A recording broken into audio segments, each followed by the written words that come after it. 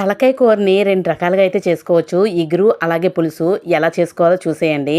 ఇది మేక తలకాయ అండి. ఇది ఒక పావు కేజీ అయితే తీసుకున్నాను. బాగా వాష్ చేసుకున్న తర్వాత ఇందులోని కొంచెం కారం అయితే వేసుకోవాలి. ఒక 3 స్పూన్స్ అయితే వేసుకోండి. అలాగే కల్లుప్పు కూడా వేసేసుకోండి.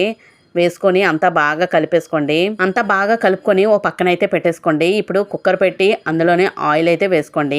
ఆయిల్ కొంచెం మరిగిన తర్వాత ఇప్పుడు అందులోకి మనం కట్ చేసి ఉంచుకున్న ఉల్లిపాయలు అలాగే పచ్చిమిర్చి కూడా వేసి బాగా ఫ్రై అవనివ్వండి. గోల్డెన్ కలర్ అయితే రావాలండి ఉల్లిపాయలు. ఇంకా వీడియో చూస్తే ఎవరైనా లైక్ ఇవ్వకపోతే ఒక లైక్ అయితే ఇవ్వండి. అలాగే ఛానల్ని సబ్స్క్రైబ్ చేసుకోండి. ఉల్లిపాయ త్వరగా వేగాలి అంటే కొంచెం సాల్ట్ అయితే వేసుకుంటే త్వరగా వేగుతుంది. చూసారు కదా, చక్కగా వేగిపోయింది కదా. ఇప్పుడు ఇందులోని కూర అయితే వేసేసుకుందాము. కూర కూడా బాగా వేపండి. వేపిన తర్వాత పచ్చివాసన పోయినంత వరకు ముక్క ఒక 40% ఉడికినంత వరకు ఫ్రై అవనివ్వాలి. అలా ఫ్రై అయిన తర్వాత ఇప్పుడు చూసారు కదా ఎంత మంచి కలర్లో అయితే కనిపిస్తుందో. వాటర్ అది పోయి ఇప్పుడు ఇందులోకి ఒక స్పూన్ అల్లం వెల్లుల్లి పేస్ట్ అయితే వేసుకోండి.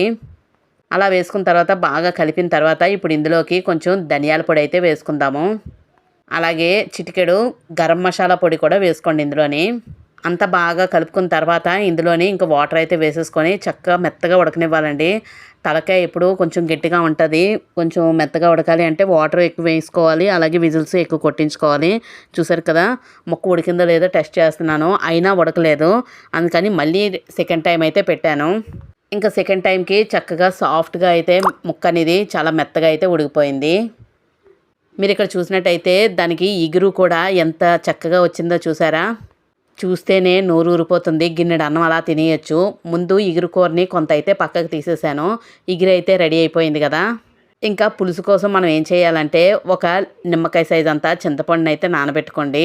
అందులో నుంచి పులుపు అయితే తీసి చక్కగా ఇందులోనైతే వేసేసుకోండి. చూసారు కదా, చింతపండు అయితే ఇందులో వేసుకున్న తర్వాత స్టవ్ వెలిగించుకొని కొంచెం ఉడకనివ్వాలి. పులుపు అంతా ఆ ముక్కకి పట్టేంత వరకు చక్కగా ఉడకనివ్వండి. చూసారు కదా, గ్రేవీ చిక్కబడినంత వరకు చక్కగా ఉడకనిస్తే మంచిగా అయితే తలకాయ పులుసు కూడా రెడీ అయిపోతుంది.